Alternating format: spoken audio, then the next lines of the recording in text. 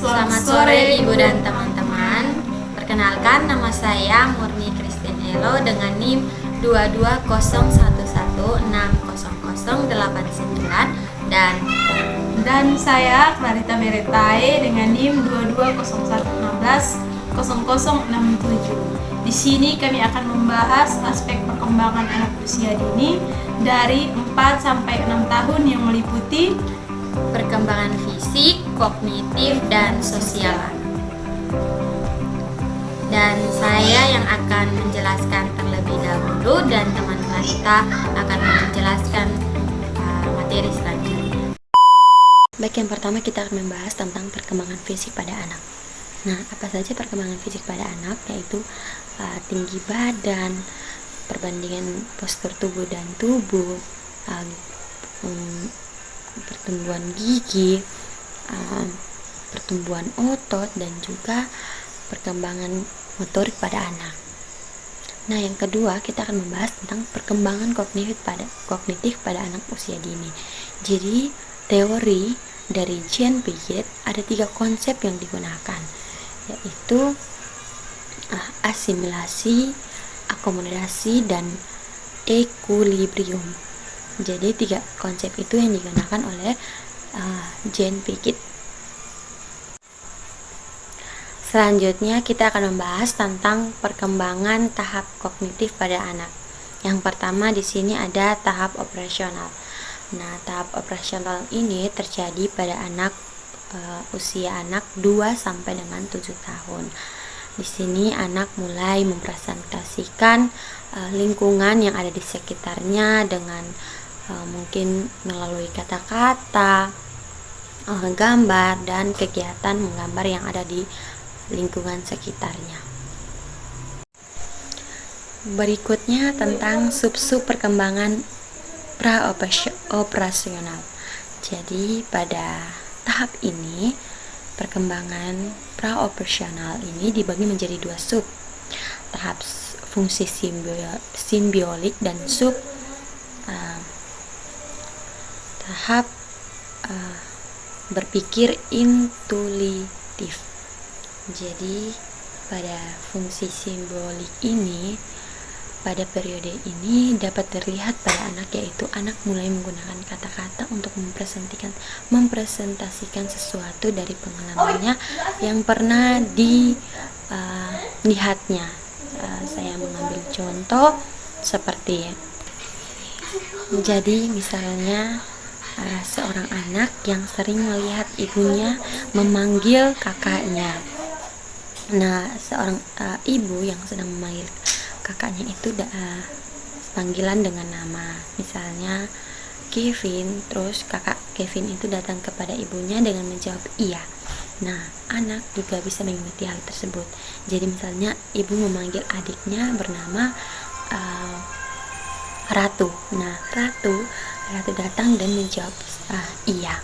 Nah, di situ tahap simbiolik ini terjadi karena anak mulai menggunakan kata-kata yang dia sudah lihat dari pengalaman sebelumnya.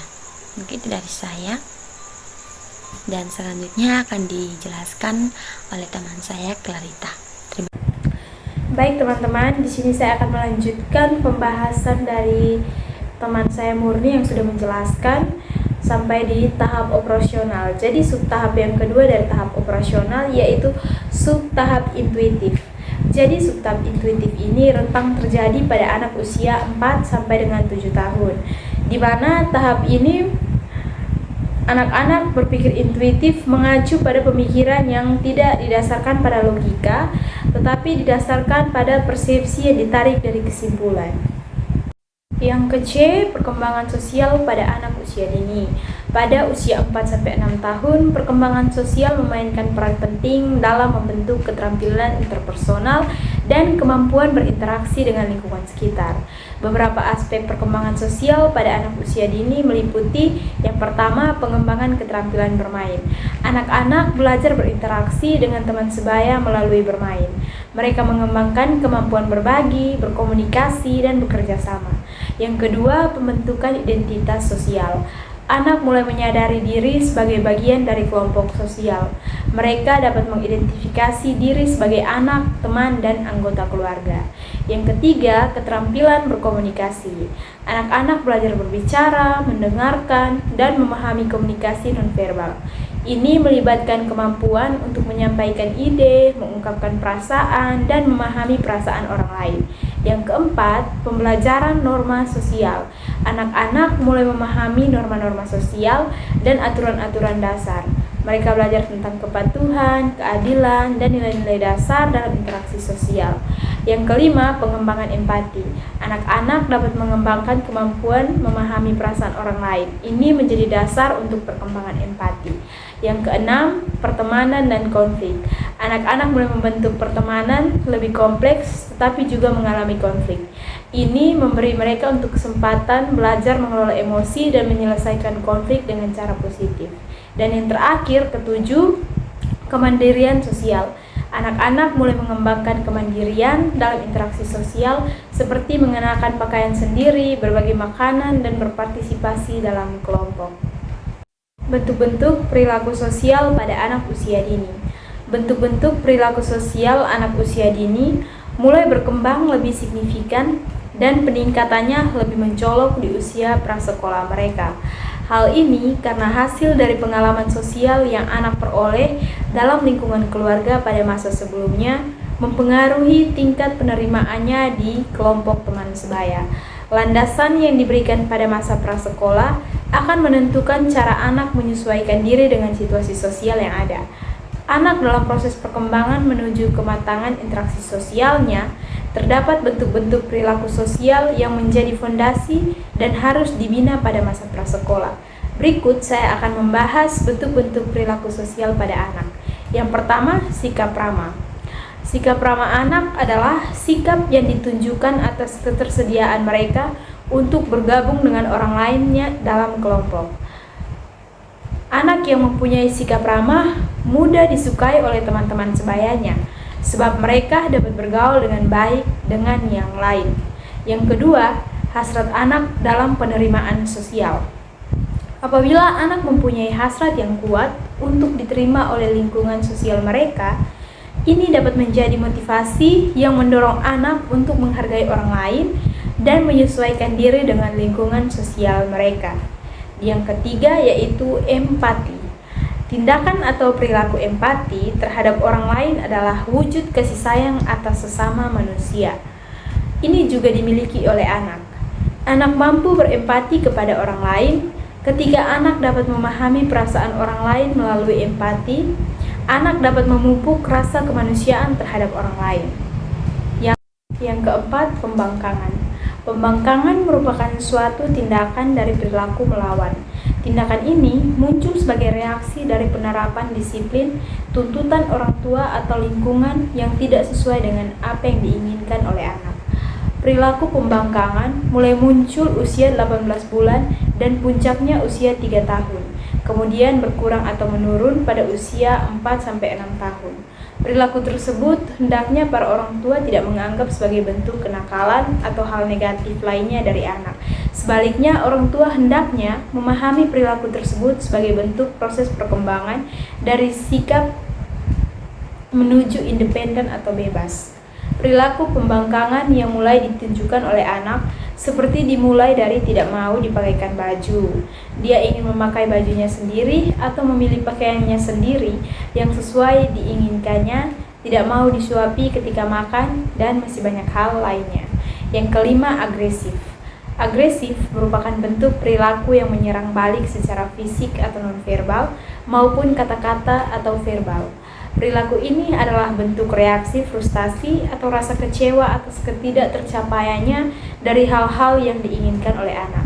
Biasanya perilaku ini diwujudkan dengan menyerang seperti mencubit, menggigit, menendang, dan lain sebagainya.